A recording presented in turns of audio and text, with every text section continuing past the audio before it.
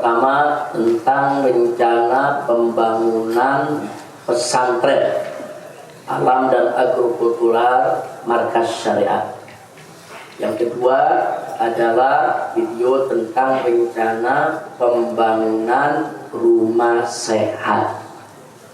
Nah, perlu saya sampaikan di sini bahwa perjuangan mendirikan pesantren markas syariat ini tidak mudah. Ini tanah sejengkal demi sejengkal dibebaskan, saudara, dengan uang umat, sumbangan dari umat oleh umat untuk umat. Saya dan keluarga hanya diamanatkan bagaimana mengelola titipan umat tadi supaya bisa mendirikan sebuah pesantren. Alhamdulillah, kita beri sejengkal demi sejengkal, sejengkal demi sejengkal, saudara, sampai akhirnya pada saat ini kita sudah memiliki tanah yang cukup luas, baik untuk pesantren maupun untuk perkebunan, peternakan dan lain sebagainya. Tapi ini bukan tanpa tantangan. Yang gak suka ada pesantren di sini juga banyak. Yang berusaha mendongkel pesantren ini juga ada, ya, bahkan yang terus menyebar fitnah bahwa markas syariat ini nyerobot tanah negara, nyerobot tanah perusahaan juga ada. Bahkan ada yang melaporkan saya sebagai penyerobot tanah ke Mabes Polri, ya, nggak main-main. Sudah 257 orang diperiksa, ya, dari mulai RT, RW, lurah, camat, bupati, saudara, warga, masyarakat. Untuk apa? Untuk dikumpulkan kesaksian bahwa Habib Rizik nyerobot tanah negara. Jadi tujuannya ya intinya supaya pesantren ini berhenti. Saya dipenjara, pesantrennya bubar, tanahnya diambil, saudara. Saya udah ngadepin ini bukan baru sekali dua kali.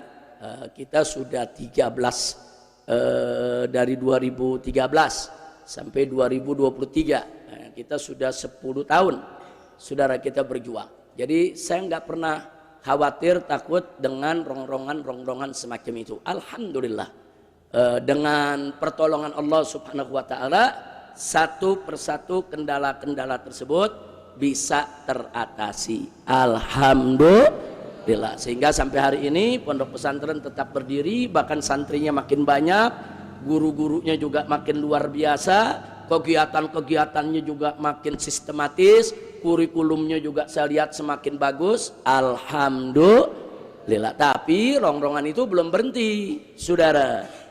Nah, tetap kita akan berusaha. Kita akan berusaha bagaimana rongrongan-rongrongan tadi bisa kita atasi. Ya, alhamdulillah sekarang saya tidak sendiri. Saya dibantu oleh Dewan Guru, saya dibantu oleh para menantu saya. Ada Habib Muhammad bin Husain Al-Attas, ada Habib Alwi bin Sumait, ada Habib Hanif Al-Attas.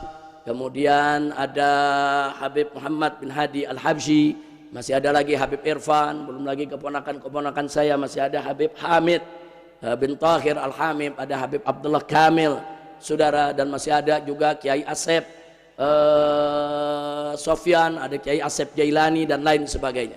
Nah, jadi mereka-mereka yang membantu saya di sini luar biasa jasanya, sehingga saya bisa fokus kepada bagaimana mempertahankan lahan dan pondok ini, sementara urusan pendidikan bisa ditangani oleh para dewan guru tadi. Alhamdulillah. Mudah-mudahan nggak usah khawatir, ya, Pak.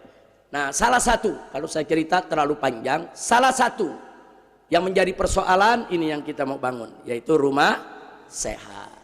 Jadi perlu diketahui, ternyata warga di sekitar sini pun ada juga yang nyumbang tanah, saudara.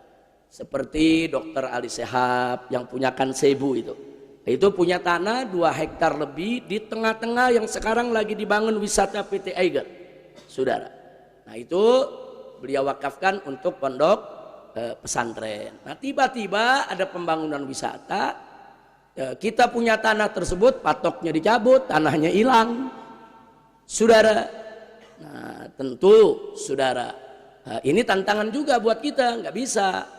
Nah, dan kita di sini nggak mau ribut, ya, kita nggak boleh main otot, karena dari tahun 2013 sampai sekarang saya dengan keluarga dan para guru selalu mainnya di koridor hukum. Kita selalu ikut prosedur. Kita datangi, PT Iger kita datangi. Kenapa kok tanah kami diambil? Ada apa kami punya tanah diambil? Kami punya bukti, kami melakukan overgarapnya, jual belinya. Nah, jadi kita ajak berunding ya, kawan. Kita baik-baik kita ajak berunding. Nah, jadi selama masih bisa diajak berunding, ya kita berunding. Nah, jadi jangan pakai mengerahkan aparat, mengerahkan yang bersenjata, mau nakut-nakutin pesantren atau masyarakat. Jangan. Nanti kalau kita dikerasi, ya kita lawan dengan keras juga. Nah, kalau itu terjadi kan nggak bagus, saudara. Nah, saya minta, yuk kita duduk, kita dialog baik-baik. Ini kenapa kok tanah pondok sekian hektar bisa hilang? Akhirnya begitu diajak bicara, ternyata respon mereka cukup baik. Mereka mau kompromi, mereka mau duduk. Akhirnya tanah itu dikembalikan, tapi tuker guling, tidak lagi ada di tengah-tengah, tapi kita dikasih di pinggir. Bagi saya nggak ada masalah, karena ini kan amanat orang, ini kan wakaf dari orang, ini kan bukan saya beli pakai duit saya, orang nyumbang. Ya saya mesti pertahankan ya kawan, nggak bisa. Nah kalau dia mau tukar, ya tukar. Yang penting tanah itu tetap ada untuk kepentingan pondok pesantren. Salah satunya lapangan yang di pintu gerbang masuk ya kawan. Nah ini kalau Habib Thorik Tawil. Nah itu tanah lapangan itu totalnya ada 1000 meter. Dulu kita beli dari warga masyarakat. Tujuan beli dari awal saya beli, saudara, tujuannya untuk membangun rumah sehat. Rumah sehat itu semacam klinik, poliklinik, saudara. Untuk siapa? Untuk masyarakat sekitar. Dari awal, sebelum PT Iger datang ya kawan. Habib Thorik tahu itu. Dari awal ya kawan. Cuman memang di situ ntar pelang kita dipasang, tahu pelang kita hilang. Tahu ada pelang orang lain. Nah begitu ada pelang orang lain ya saudara, ya kita pakai ilmu hilang juga. Nah, pasang lagi pelang kita, jadi main hilang-hilangan pelang. Nah, tinggal masyarakat bingung, nih tanah siapa sih sebenarnya? Ntar ada pelang Eger, ntar ada pelang PTPN, begitu kan Habib Thorik kan? Tahu-tahu ganti lagi ada pelang MS. Ini bagaimana ceritanya? Nah alhamdulillah hari ini warga Lemah Lendet banyak yang hadir. Nah kita kasih mau tahu, ya memang itulah resiko perjuangan. Nah akhirnya kita bilang sama seperti tadi. Ya kalau mau main keras-kerasan kita juga bisa. Kalau mau main hilang-hilangan pelang, oh paling gampang. Ya apa susahnya ngilangin pelang saudara? Kita duduk baik-baik, jangan main hilang-hilangan pelang. Kalau duduk baik-baik bisa kerjasama, bisa ada solusi. Alhamdulillah. Nah, jadi saya maklumi itu tanah memang nggak gede, 1000 meter. Tapi itu tanah kalau ibarat botol itu tutupnya ya kawan. Jadi nggak bisa masuk kalau tuh tanah masih punya MS saudara. Tahu botol? Tahu tutupnya? Nah botol kalau udah ditutup bisa diisi nggak? Nggak bisa. Dia mau bangun sehebat apapun di belakang kalau gerbangnya MS yang punya.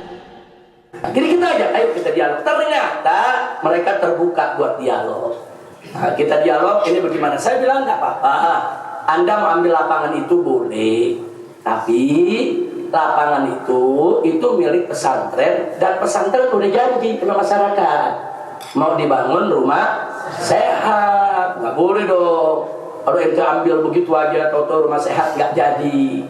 Nah akhirnya bagaimana caranya? Ya sudah itu ambil aja tapi ganti sama tanah yang berdekatan dan tanahnya mesti lebih luas. Namanya ganti untung ya. Nah, bukan ganti rugi nih, ganti untung saudara. Ya kalau tanah di situ 1000 ya tukerlah 12.000 ya. Santri paling demen gitu.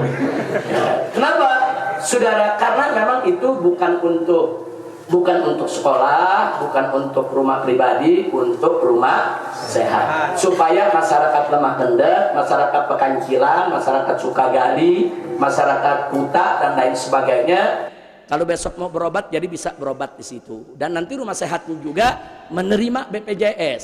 Jadi masyarakat yang punya BPJS kan bisa nggak bayar, saudara. Kalaupun ada masyarakat yang sulit, susah, BPJS juga nggak punya, ya nanti pesantren akan bantu. Bagaimana supaya dia bisa berobat gratis, saudara. Tapi ada subsidi silang.